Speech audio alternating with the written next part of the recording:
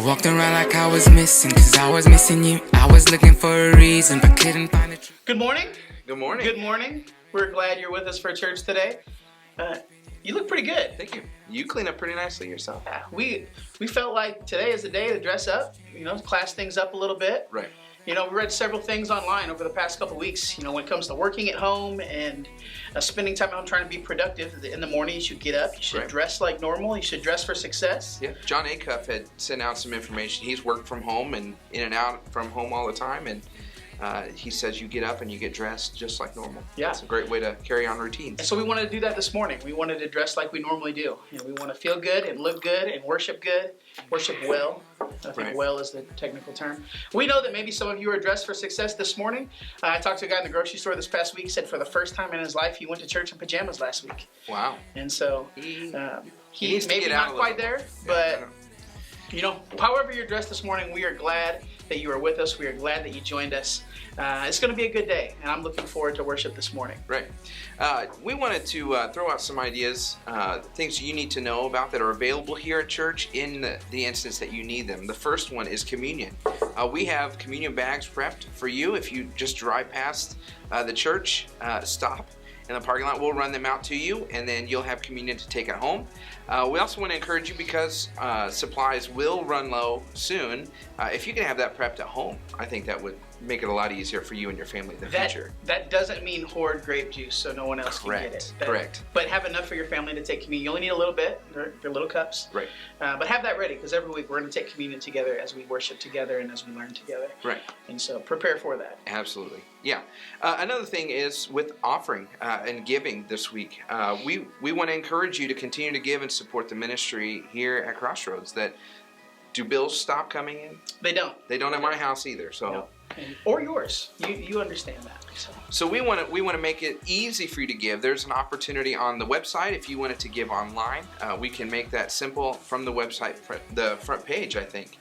There's an opportunity for you to give there. And we also have envelopes available to you. Yeah, if you're not comfortable giving online through that way, we have envelopes here at the church. They're self-addressed that you can mail in. You can stop by and pick those up. If you can call the church, and we can get those to you that way as well. We want giving just to be as easy as possible for you during this time when we're not gathering together. And just along the same lines as giving, we have the food pantry here in town that we want to continue to support. So if there's canned goods or any food that you would like to donate for, that food pantry is an opportunity to give to so many people in this community. We have a collection here that we're getting ready to take over to them, and so we want to create that opportunity to continue to support that ministry. Yeah, and they've been very thankful for all the ways the community has supported us. We just want to continue that, because it's going to continue to be a need moving forward. So, yeah. We want to know what worship looks like at your house. Clearly, we are dressed for success here today. And I don't often wear ties. I don't know about you. Every Sunday. Every Sunday. Okay, no, that's not true. Yeah. I just lied in church. But we do want to know what worship looks like for you this morning. One of our favorite things last week as we interacted with you in the comments section was just seeing different ones of you post what worship. Some of you made pews in front of your TV for your family to sit together.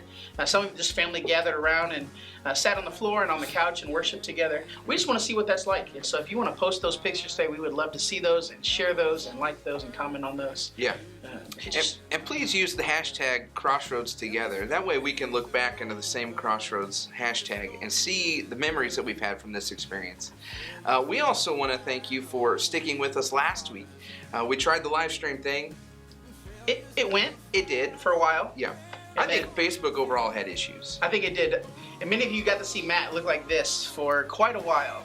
As he froze and he stood there and you kept watching him. Yep. Maybe even, what is he trying to tell us?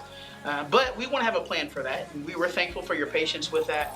This week, if something were happening, we think we got a lot of those issues worked out. Where that shouldn't happen, but should it happen, you can look for those videos. We're going to post those as soon as we can on Facebook and on YouTube, also on the website. On the website, yeah. You can always listen on the website. That audio goes up pretty fast. Right. So we're just thankful that you stuck with us through that, and hopefully we'll have all those little kinks worked out, so we'll be a little smoother this week. Yeah. I don't know about you, man. It is hot in this tie. It's just us. It's just us. It's just us. Yeah. One of the things we learned last week is that Several of you watched on the YouTube channel, and we're going live on Facebook, we're going live on YouTube.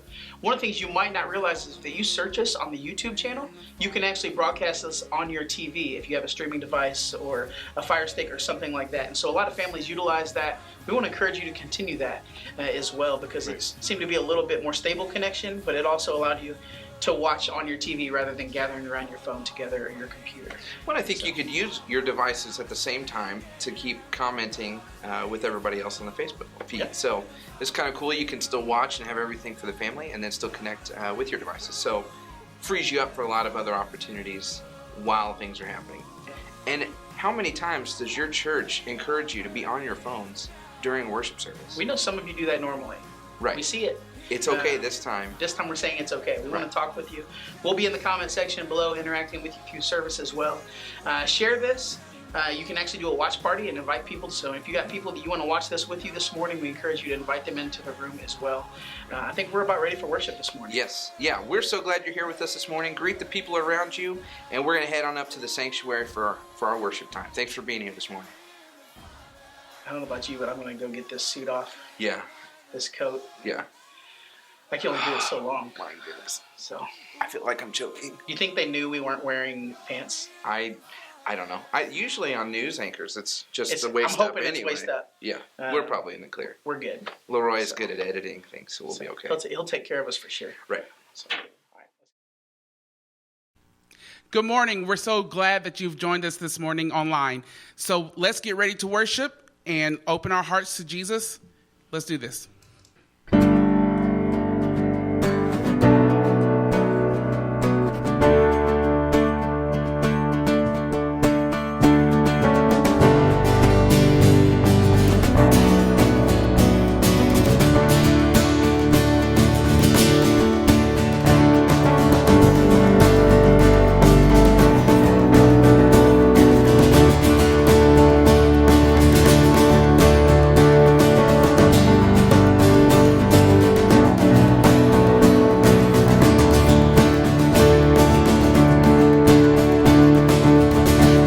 The darkness run and hide. You bring the broken back to life. Only you can, only you can. You set me free from every chain. You fill my heart with songs of praise. Only you can, only you can. Jesus, you're the only reason that I'm even breathing.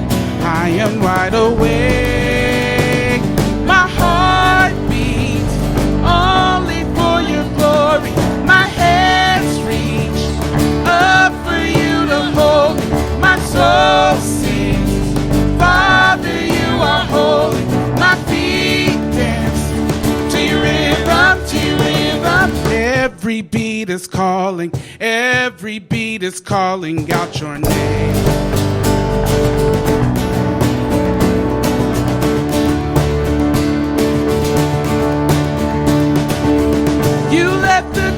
Of your throne to bring this runaway back home. Only you can, only you can. You give me love, you give me life, you keep me dancing through the night. Only you can, only you can. My heart beats only for your glory. My hands reach up for you to hold me. My soul sings, Father, you are holy. My feet dance to your rhythm, to your rhythm. Every beat is calling, every beat is calling out your name. Every beat is calling, every beat is calling out your name.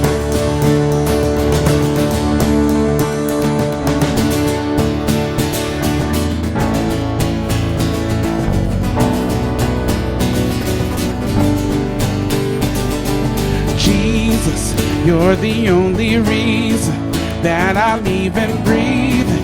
I am wide awake.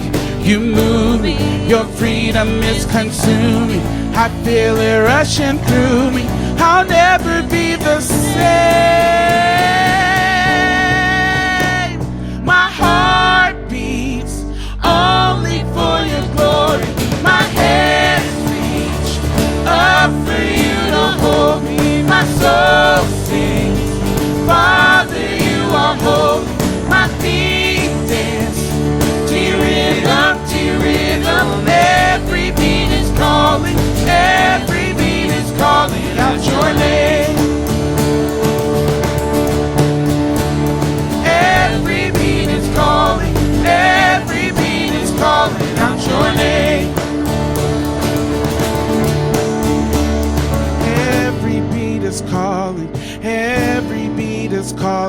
out your name. Amen.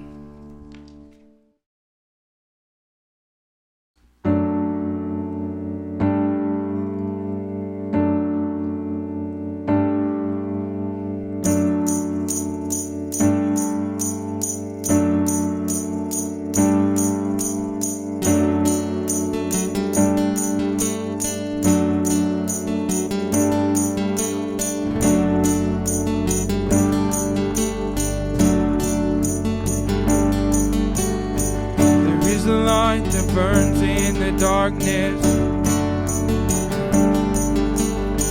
There is a hope that washes the fear away. There is a peace that settles around us. It is your love that sets our hearts ablaze.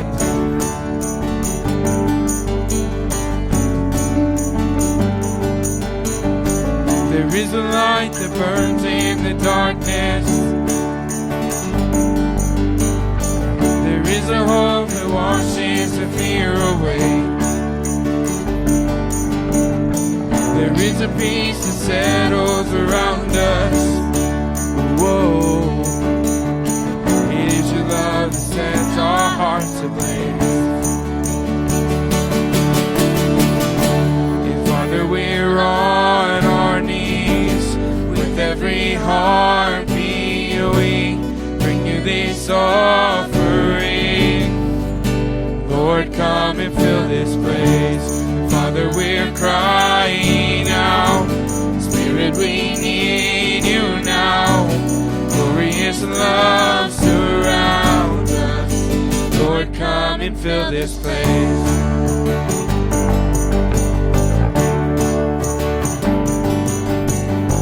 There is a King who reigns in victory. There is a mercy strong enough to save.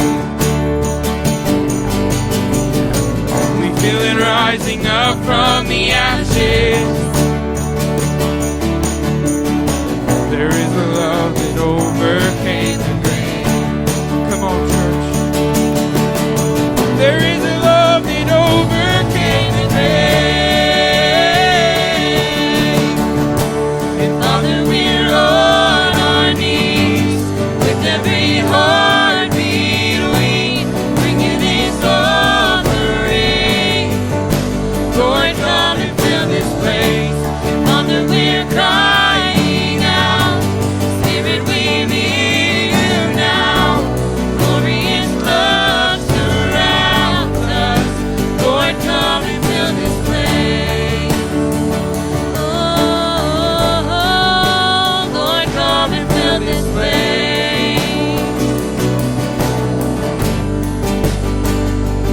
And I will worship you. I'll worship you. I'll worship you always. And I will worship you. I'll worship you. I'll worship you always. And I will worship you. I'll worship you. I'll worship you always. And I will worship you. I'll worship you. I'll worship you always. And I will worship you. I'll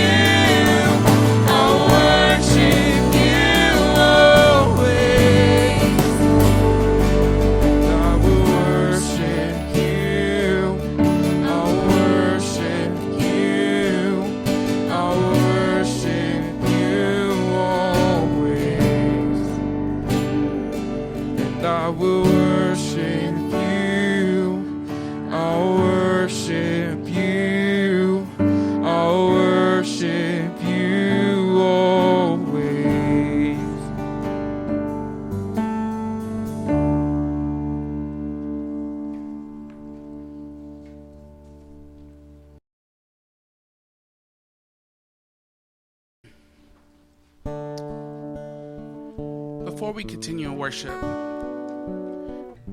we just have to recognize the Father for who he is, the Jesus that we serve. Our vision has to be focused on him daily. And so before we sing this next song, Be Thou My Vision, we're going to sing it together. And when we sing it with our hearts open. Whenever we come to the Father, we pour out everything within us. So I'm going to read the scripture from Proverbs 4, 20 through 27. And it says this: My son, be attentive to my words. Incline your ear to my sayings. Let them not escape from your sight.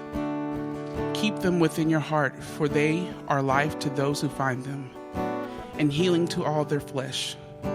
Keep your heart with all vigilance, for from it flow the springs of life. Put away from your crooked speech and put devious talk far from you. Let your eyes look directly forward, and your gaze be straight before you.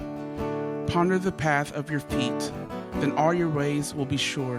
Do not swerve to the right or to the left, and turn your foot away from evil. God has a vision for us, and we want our vision to be that as well. So as we worship, let's refocus to the vision that God has for us, that he has called you out of your sin for your purpose that he has given to you. So let's sing.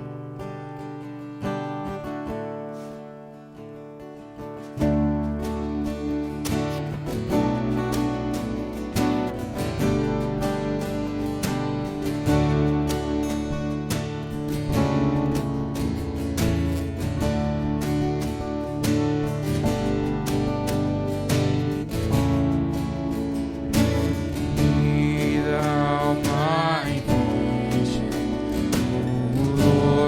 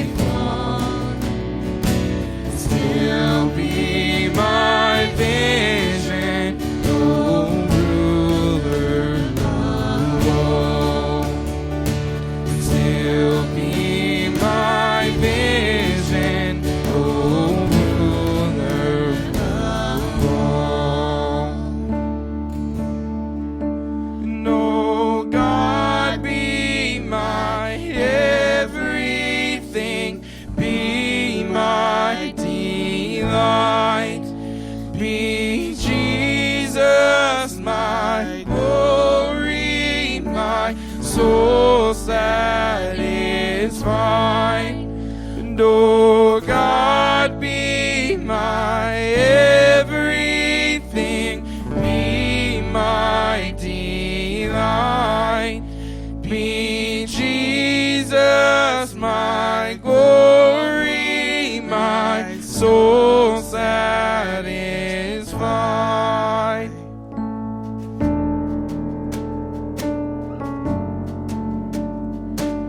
Father God, we come today to give thanks. God, I thank you for everything you've done for us today. I thank you for letting us gather together through this stream, God. God, we are the church, whether or not we're together or apart. God, I just ask that as we go into these next couple of weeks, that you would help us understand what we have to do in this time right now, God. We just have to look to you. Run to the Father, God. Open our eyes. Be thou our vision. God, I love you, and I thank you for this church, and I thank you for the people in this church. God, it's in your Son's name. Amen.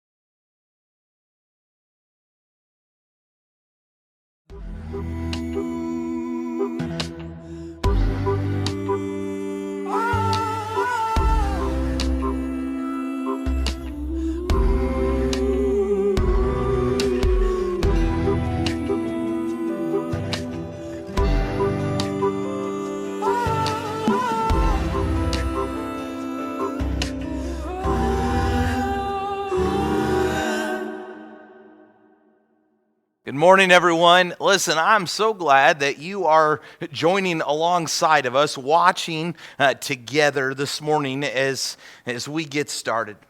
Listen, as a church, it's our vision to connect people to Jesus and love our community. And I absolutely, even though we're not together in the same room, all week I've been looking forward to this time right now when we're together of sorts online. And I have to say that last week, it was one of my favorite things to watch, not just the church engage with you and you engage back with us, but I love to watch in the different comments, however you were watching, for you to be greeting one another and talking to one another through the comments section. I loved that the church was still the church, even though we're not all in the same room. If you're a guest with us this morning, you're just joining us for the first time, checking things out, someone invited you to watch, we would love to get to know you. We'd love to learn just a little bit about you. And so you go to our website, makincrossroads.com. Right on the front page, there's a little box that says guest form. We'd love for you to click on that, fill that out so we can get to know you just a little bit more. A couple weeks ago, we started this series called Jesus Why. Looking at Jesus' life through the book of Luke, a book written to tell us about what Jesus' life on earth looked like. And as we've been studying this book, we've been asking some real, authentic, honest questions about our relationship with Jesus. We've asked questions like, Jesus, why am I here? We've asked questions of, Jesus, why me? We asked a question last week, Jesus, why should I follow you? Real authentic questions that we have when it comes to following Jesus, whether we've been following for just a little bit or for a long time. These questions, as we ask them, looking at Jesus' life really has been answering them for us. I've learned something. I've learned that families talk about hard things. Families talk about hard things. I'll never forget a couple years ago sitting on Emily's hospital bed alongside of her. She held our newborn daughter Maggie, and we sat there and tried to put words together to figure out how to tell our other three kids of her leukemia diagnosis. We wanted to convey it with clarity and also hope in Jesus, but yet also honesty where they knew the magnitude of what we were talking about. Them sitting there and hearing this news, it was one of the hardest things I've ever had to do in my life, but it was so incredibly necessary. You see, families talk about hard things together, and as a church family, and I know that some of you are just kind of joining in for the first time. As a church family, we have to talk about hard things together. That's part of following Jesus. And this morning, as we asked this question that was honestly planned months ago, it's one of those hard conversations that families talk about together. You see, because this morning we're going to ask the question, looking at Jesus' life, why do I give? Why do I give? What's the point of it? Why is it so important? As we answer this question, it's going to be through what Jesus says. It's going to be a moment when he sits down with some of his best people, his favorite people, and he answers this very question. I want to pray, and we're going to go. Father in heaven, I'm so thankful this morning for this time. I'm thankful for this time that we have to learn together, and we are still together, even though we're not in the same place and space as normal. God, we recognize that these are different times. But God, your church is still the church. You are still alive and active. You are still working in our lives. And so as we meet together, God, I pray that we will find encouragement. I pray that we will find challenge. And God, I pray that your word will speak volumes in our life. God, we're thankful for your presence. We're thankful for your presence over these past couple weeks as you continue to lead and guide and give hope. God, I'm thankful for your presence right now. Father, as we sit in all different rooms, we sit there as sinful people, broken people, people who made mistakes. But we also sit with the hope of heaven because of what your Son gave us on the cross. Jesus, I'm thankful for who you are. It's in your name we pray. Amen. I would love for you to take just a minute, and in the comments section, I would love for you to tell us, what is the farthest place you've ever traveled from home? What's the farthest place you have ever traveled? For some of us, it might be Colombia. For some of us, it might be the other side of the world. But right now, take a minute, and in the comments, tell us, what is the farthest place you've ever traveled from home? For me, the farthest I've ever traveled from home was Japan. 13 hours on a plane. That's by far the farthest that I have ever traveled from home. What is that for you? Not the farthest, but when I was in college, we traveled from Joplin up to Chicago. And when we traveled up to Chicago, we were there for a week to serve in the city, and we did that all week long. But at the beginning of the week, they gave us just a little bit of time for us to kind of get to know the city. And so we were downtown. If you've ever been to Chicago, they dropped us off right outside of Ed DeBevick's. We were downtown Chicago, and they gave us a couple hours and they said, just go explore. And so me and two other guys, both their names were Nate, we just started walking around the city. As someone who grew up in the city, I was comfortable. I was with a couple of guys that didn't necessarily grow up in the city. And so we were walking down the street. And as we were walking down the street, there was a guy that stopped us. And he said, guys, I need to tell you about something.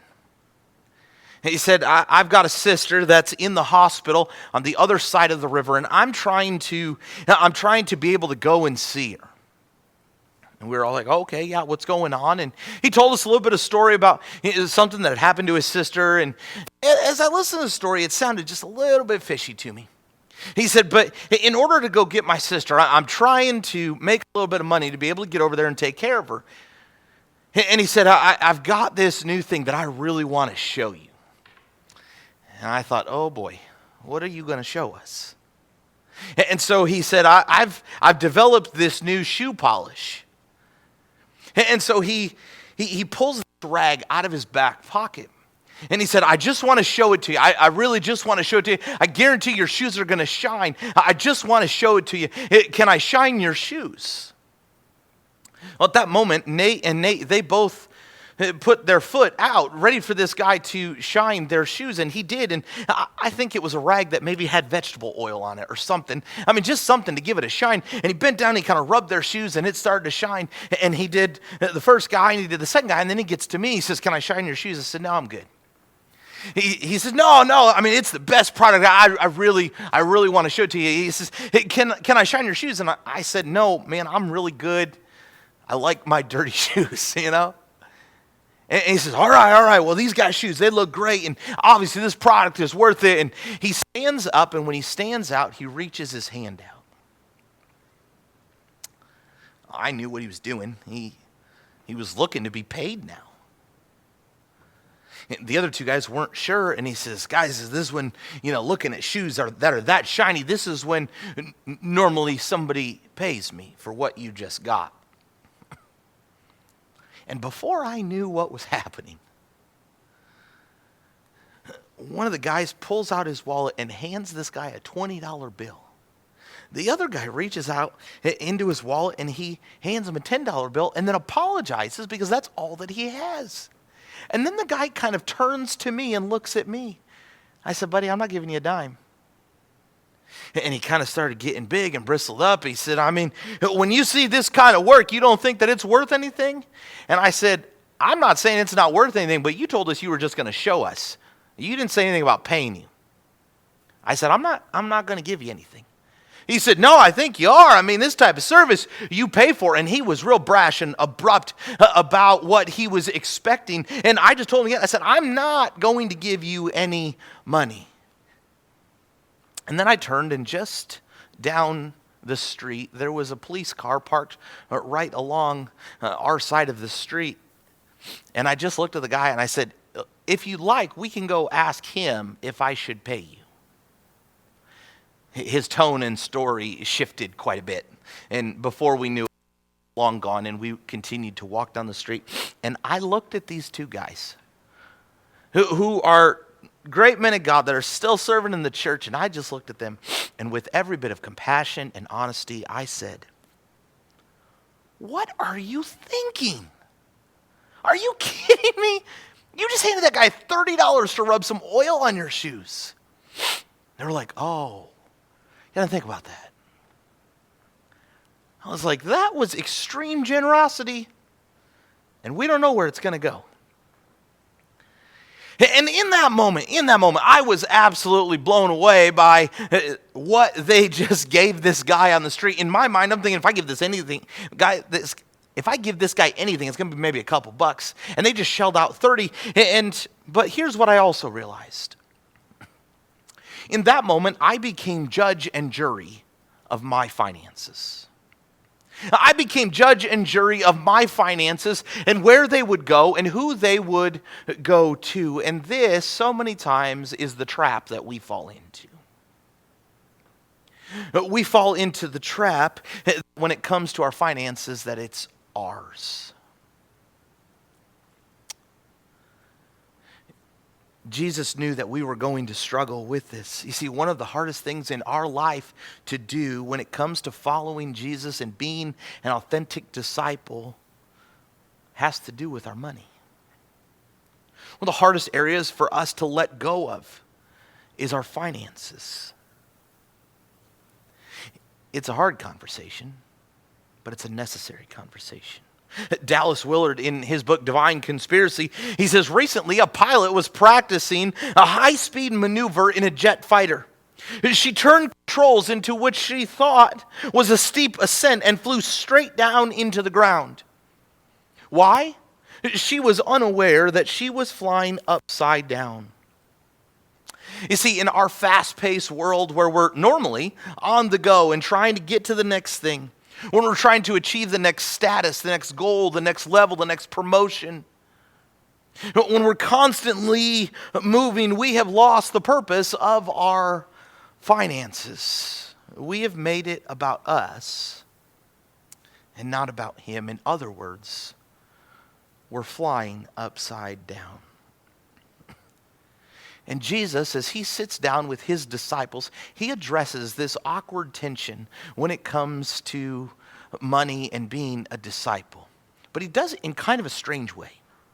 Jesus tells a story, but with this story, it is a different story. It's not like some of His normal stories.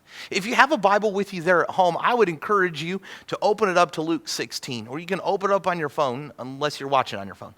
But Luke chapter 16, Jesus He's sitting with his disciples. He's teaching his disciples. But just outside of his disciples was a group of Pharisees. They were always listening in. They were always trying to angle against Jesus. So it's as Jesus teaches them, they're still hearing what is going on, and Jesus addresses them at the end. In Luke chapter 16, this is what we read. Jesus told his disciples, there was a rich man whose manager was accused of wasting his possessions. So he called him in and asked him, what is this I hear about you? Give an account of your management, because you cannot manage any longer. The manager said to himself, what shall I do now? My master is taking away my job. I'm not strong enough to dig. I'm ashamed to beg. I know what I'll do. When I lose my job here, people will welcome me into their houses. So he called in each one of the master's debtors. He asked the first, how much do you owe my master? 900 gallons of olive oil, he replied. The manager told him, take your bill, sit down quickly, and make it 450. Then he asked the second, and how much do you owe? 1,000 bushels of wheat, he replied. He told him, take your bill and make it 800. The master commended the dishonest manager because he had acted shrewdly. For the people of this world are more shrewd in dealing with their own kind than the people of the light. I tell you, use worldly wealth to gain friends for yourselves, so that when it is gone, you will be welcome into eternal dwellings. Whoever can be trusted with very little can also be trusted with much. And whoever is dishonest with very little will be dishonest with much. So if you have not been trustworthy in handling worldly wealth, who will trust you with true riches? And if you have not been trustworthy with someone else's property, who will give you property of your own? No one can serve two masters. Either he will hate one and love the other, or you will be devoted to one and despise the other. You cannot serve both God and money. The Pharisees, who loved money, heard all of this and were sneering at Jesus. He said to them, you are the ones who justify yourselves in the eyes of others, but God knows your heart. What people value highly is detestable in God's sight. Jesus tells this strange parable about this rich man. This rich man, he hires someone to be his estate manager. This estate manager, he is in charge of delivering goods. He's in charge of managing the people that work there. He's in charge of sending out bills and collecting debts. He's in charge of doing the books of this man's estate. And so while he is working at this, he's also doing something else. He's also embezzling. And as he is embezzling and lining his own pockets, someone hears about it, learns about it, and rats him out. The rich man calls him into his office and he says, listen, I hear what you're doing.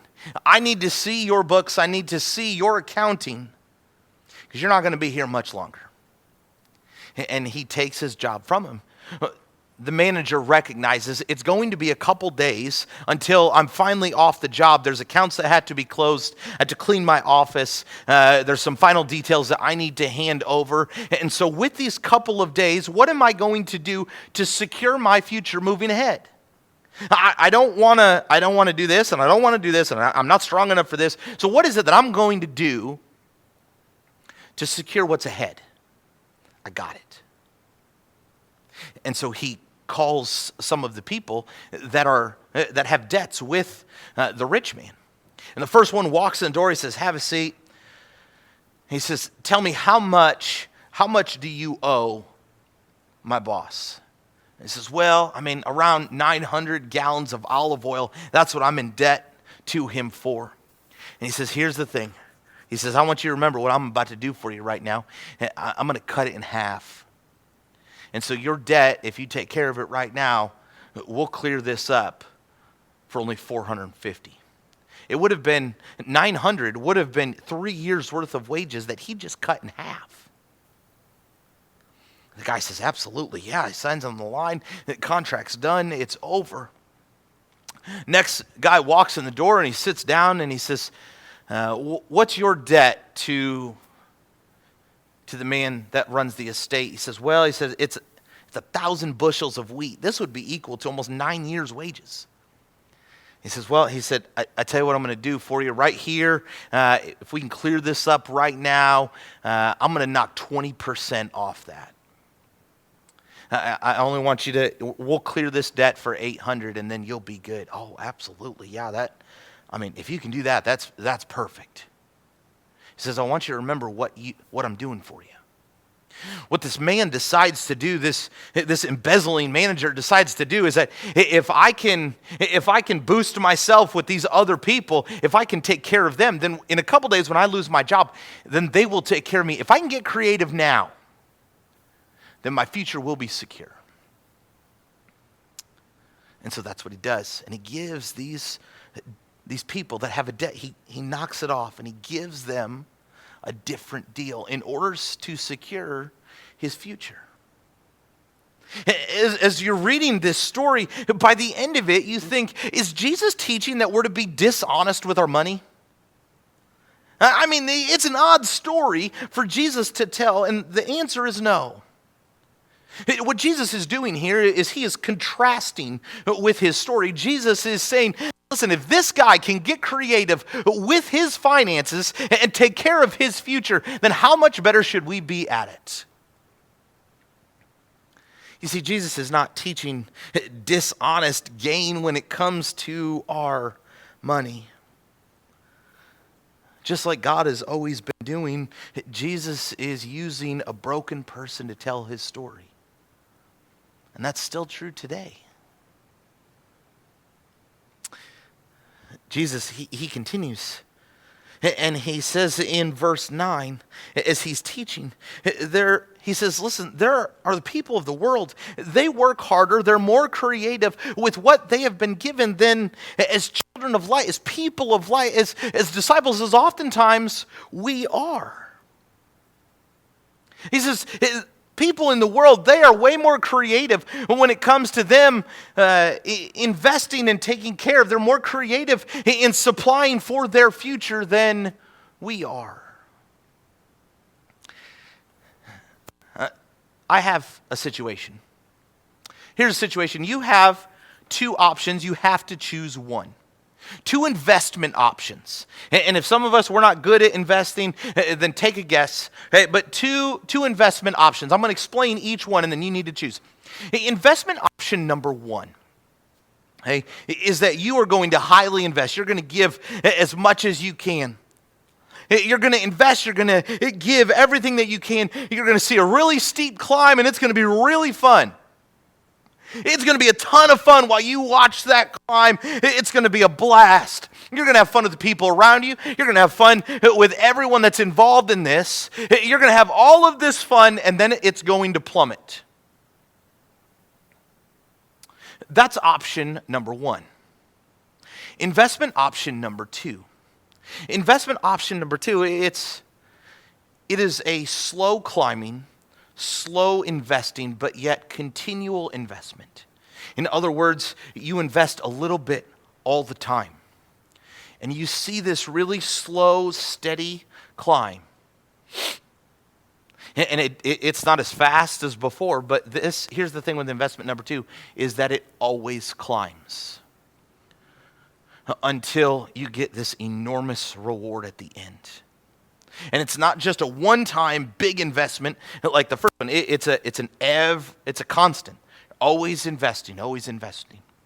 What we're going to do something a little bit different right now. We're going to pause, and we're going to put the question on the screen, and I want you to choose one of these options with your family and why. Do you choose option number one, high investment, high climb, plummet, or do you choose option two, slow climb, big reward at the end, continual investment? We're going to pause. You choose, explain why. If you don't have family at home, our staff is waiting to talk with you in the comments. Ready? Go.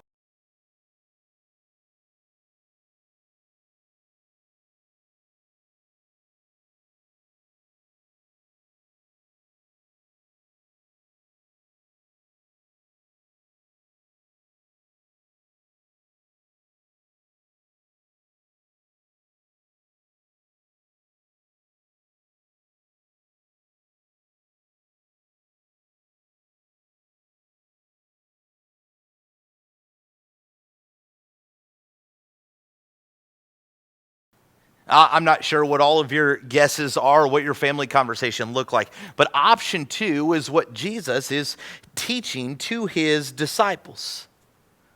He's teaching them, he's also teaching us that we have been given finances and resources from God, and he wants us to continually invest our lives looking into the future that reaches past life. Jesus wants us to make a slow investment over time with everything that he has given to us to reach into eternity and experience this reward with him. Jesus looks at the disciples and he says, if you can't be trusted with little, it's going to be hard to trust you with a lot. And if you're not trustworthy with a little bit, it's going to be hard to trust you with a lot. When he is teaching his disciples to be a good steward, he also wants them to be creative with the money that he has given to us. Because here's what he understands. What Jesus understands and is continually trying to help the disciples and us see is that his kingdom is far bigger than just our small purse or wallet. And God wants to bless and to take care of. But it's hard for him to trust us if we're not willing to open up our small purse and wallet and give to him. And friends, I know that this topic and the way life looks right now, there's some tension with that idea. There's some angst with that idea because right now is job security is kind of questionable and income is kind of questionable. There's the thought that we a lot of times have, and even when things are good, of I don't have enough. I don't have enough. Oh, here's Jesus, typical preacher, asking for more money, and I don't have enough. And I know that it's a real struggle in our homes right now. But here's what I want to ask us. Right now, our faith is being pushed into a reality where we can't just show up to faith. We have to own it. And so right now, if we wait until we have enough money to trust God with our money, are we really trusting God? If we wait until we have enough money to trust God with our money, are we really trusting God? You see, because God's faithfulness does not stop in the fury of the bills. It doesn't stop in the fury of the stock market. It doesn't stop in the fury of our jobs. God's faithfulness does not stop in the fury of life, and so ours shouldn't either. It might adjust, but it should not disappear. You see, Jesus knows that we're going to love money. He knows that in this world it is going to be a huge struggle. I mean, he looks at the Pharisees because the Pharisees hear everything that Jesus is teaching when it comes to making investments that reach into eternity, and they just start sneering. The Pharisees, these religious people, they hear these words, you can't love both God and money, and they think that you can. And so they start laughing and sneering and saying, this guy's a jerk. And here's what I've learned, is that the greatest way for us to combat the struggles and the temptations of the world is for us to worship. I mean, these Pharisees, they were the ones that were justifying all of their wealth and saying, it doesn't matter, I don't need to do this. They were the ones that were justifying all of their actions. And Jesus looks at them and he says, no, it's you. You're the one that is holding on to all of this and not doing anything with it for the kingdom. It doesn't mean that to have is bad. What Jesus is saying is, listen, if you're not getting creative with what you have, in order to reach, to make friends and connections with people, to lead them into heaven, now what's the point of having? If we're going to combat the tensions of this world, if we're going to combat the temptations of this world, especially when it comes to money, the best way that we can do that is through worship. You see, and as followers of Jesus, it's not I have to do this. It's an I get to do this. Because giving is an act of worship. The way that we manage our finances reveals what God really means to us. Worship is this act of us giving everything that we have over to God in celebration of what He has done. And here's the thing about worship is that it can only point one way. It will either point at Him or it will be about us. As disciples, as followers of Jesus, we don't want to bring leftover worship. I want you to imagine with me, once all the dust clears, because we can't do this right now, but once all the dust clears and we're able to go and sit back down with our families at restaurants, let's say that you walk into China Garden and you sit down, or let's say you walk into Golden Corral and you sit down, and right as you're about to stand up and go get your food, the waitress walks up to your table and says, "Hey, I just want to let you know our food's okay today, but actually it's food that is left over from the past couple of days. We had a lot of extra, and so we just went in the back and we got it all together and we threw it in the warmers, and that's actually what's up there." So wait a minute, you didn't cook this fresh. This is not your best meal. No, it's left over from the past couple days. That's just what we had, and so, after everybody got what they wanted, this is what's left over, and so, feel free to go and fill your plate. At that moment, what are you thinking? I'm out, right? Like, I will go find someplace else to eat. I'm out. I'm going to eat someplace different. And while we would leave the restaurant, this is often exactly what we bring to God. We bring our leftover worship. And so why do we give? Why do we give?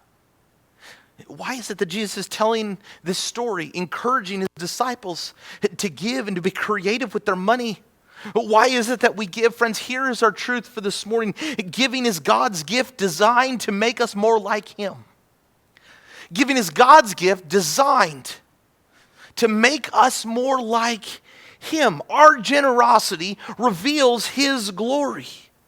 Jesus points to the creativity in this manager. Even though he had a broken life, he points to the creativity in his decisions. Because our giving should always creatively point to the call of Christ in our lives. I'm convinced that one of the greatest gifts that God has given the American church is our finances.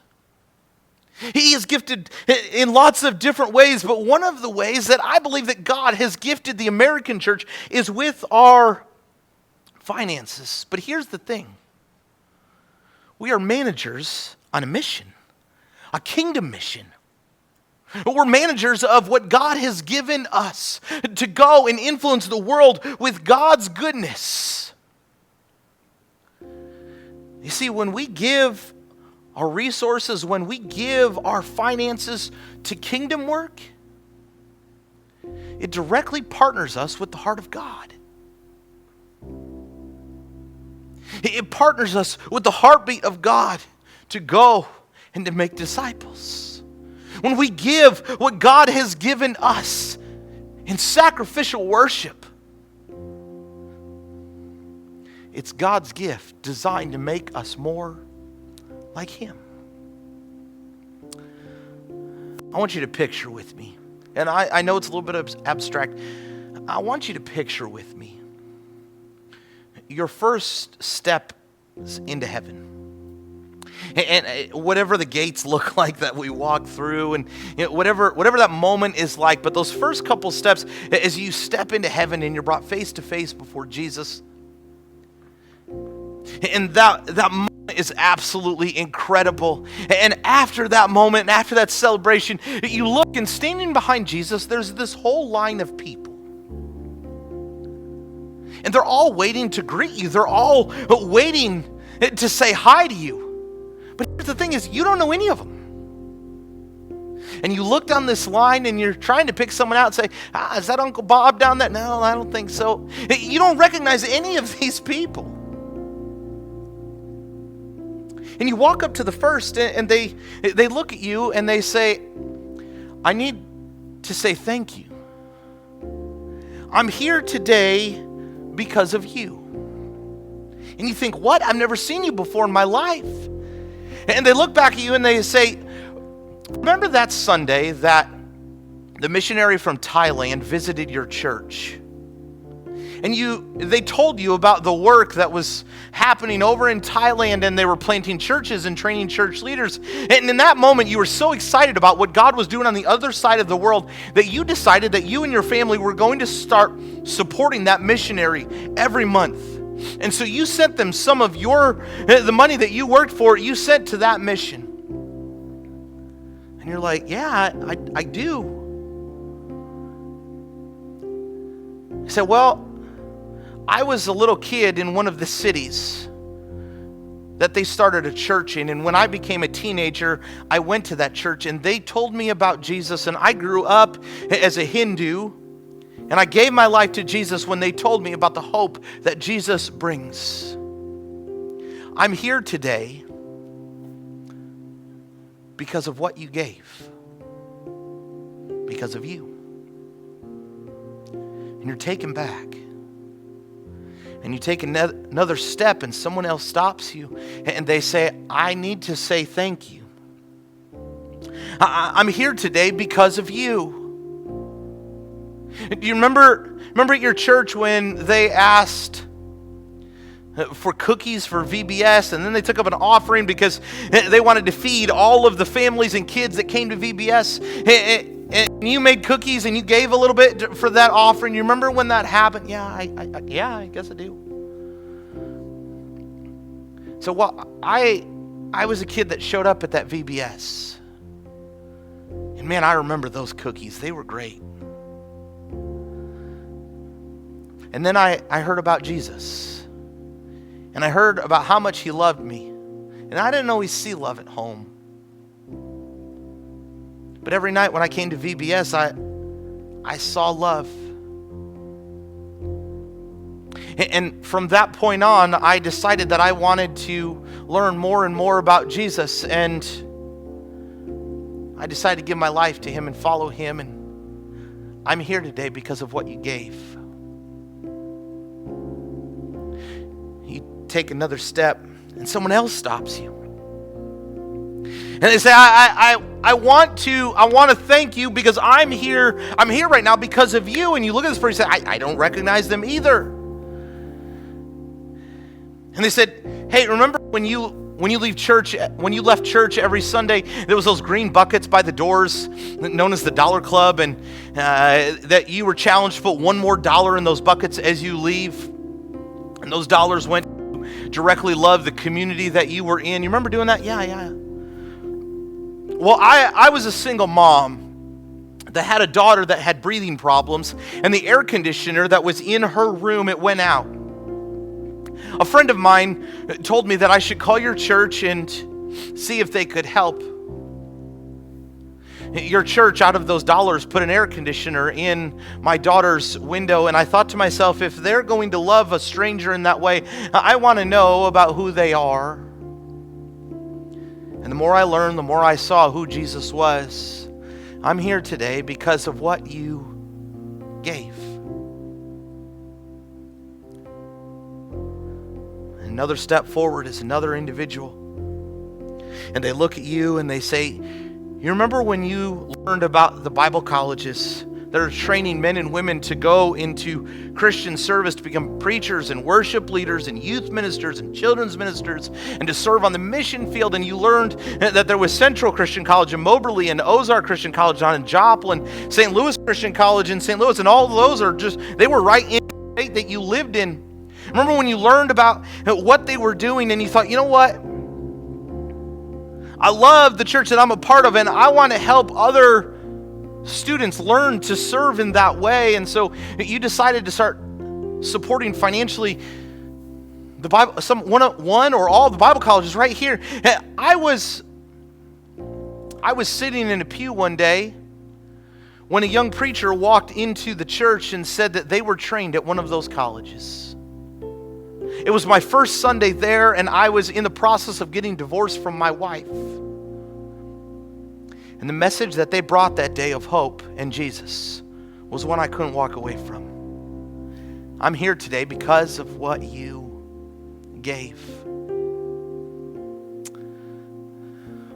Another step forward and another person. They look at you and say, I'm here today because of you.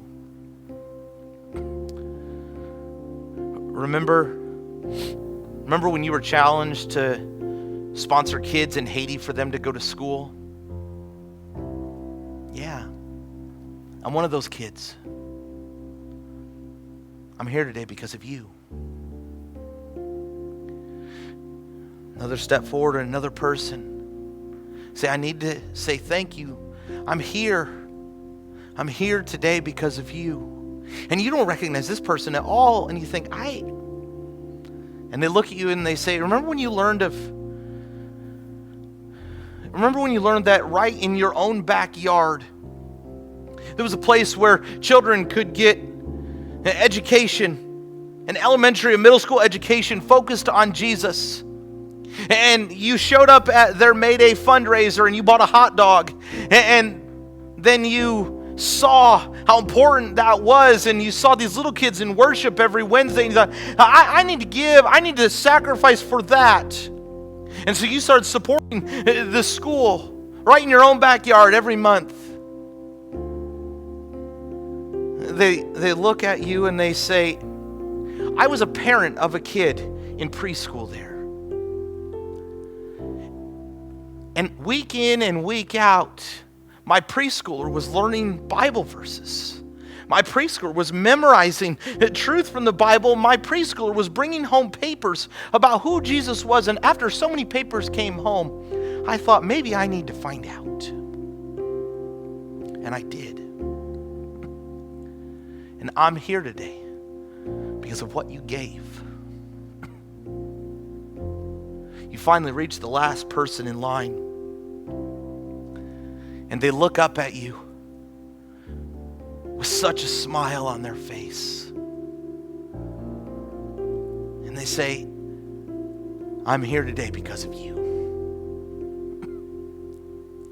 Remember how every week you gave as an act of worship sacrificially to your church. Offering plates were passed. You set it up online. You gave faithfully every week what you could. And you gave your best. I was in Walmart one day and one of your preachers ran into me.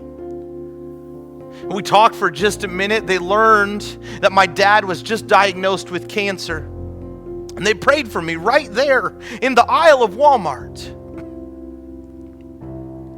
And in the middle of all of those questions during that time and that diagnosis, I needed somebody to stand next to me. And so the next Sunday I showed up at your church.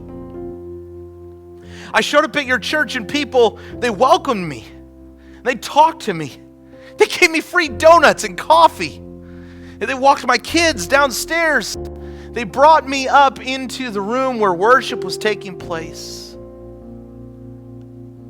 They look at you and they say, I didn't know a lot of the songs that were being sung, but I saw the passion of worship around the room.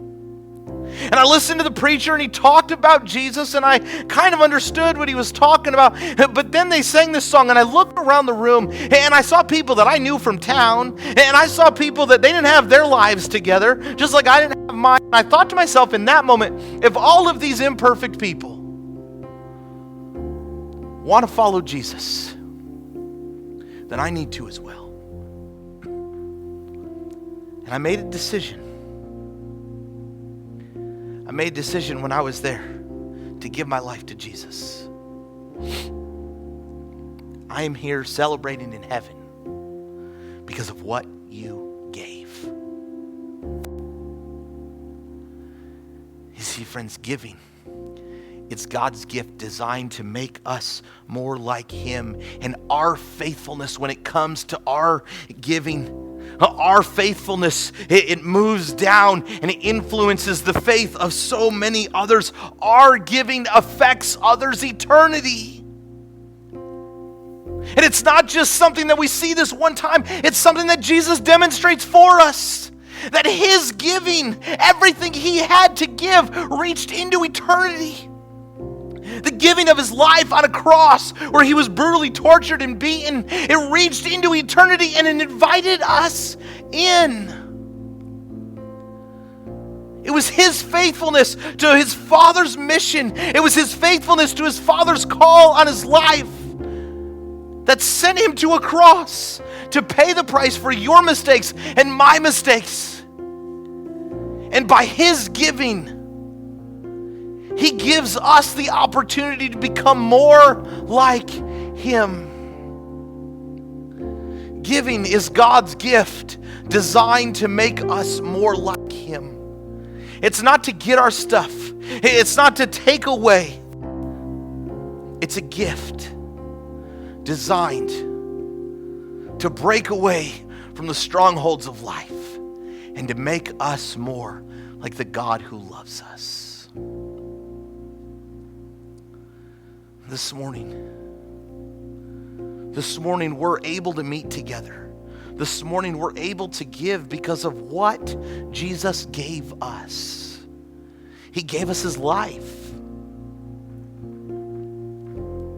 Every week when we get together as a church, we celebrate what God gave by taking communion together. And I know for your family right now, it probably looks different. And you might be using milk and bread. I don't know. But right now, we're going to take a minute and we're going to celebrate what God gave to us.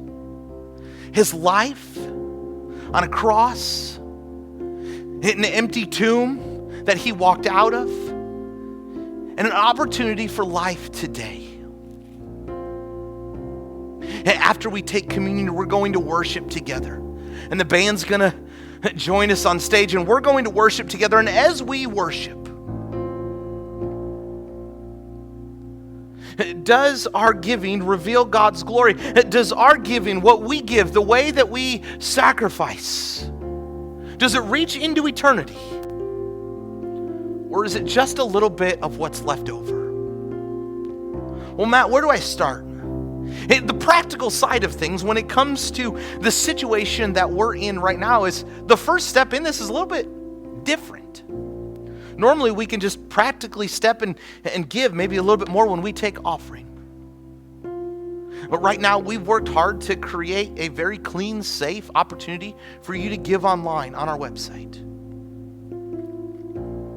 Maybe you're not comfortable with that. We've got envelopes that are self-addressed that we can even bring and drop in your mailbox or on your doorstep if you'd like to mail something in.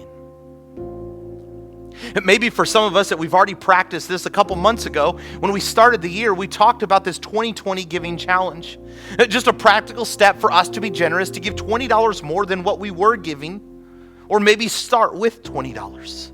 A practical step to become more like God as we give. God gives us this gift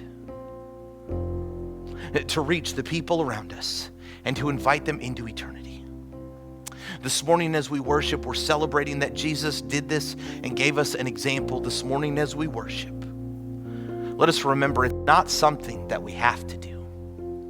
Because of Jesus, as we worship, it's something that we get to do. Giving is God's gift designed to make us more like him.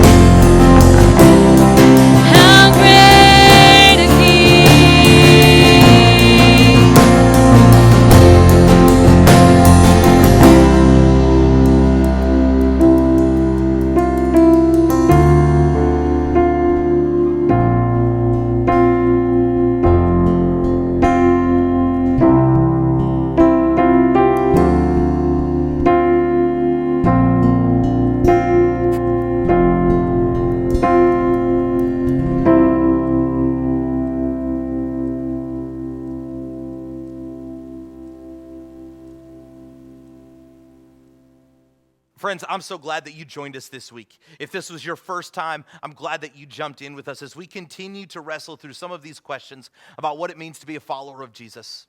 If this is all new to you, we would love to continue to learn who you are. If this is your first time, I'd encourage you to visit our homepage, makingcrossroads.com, and fill out the guest form.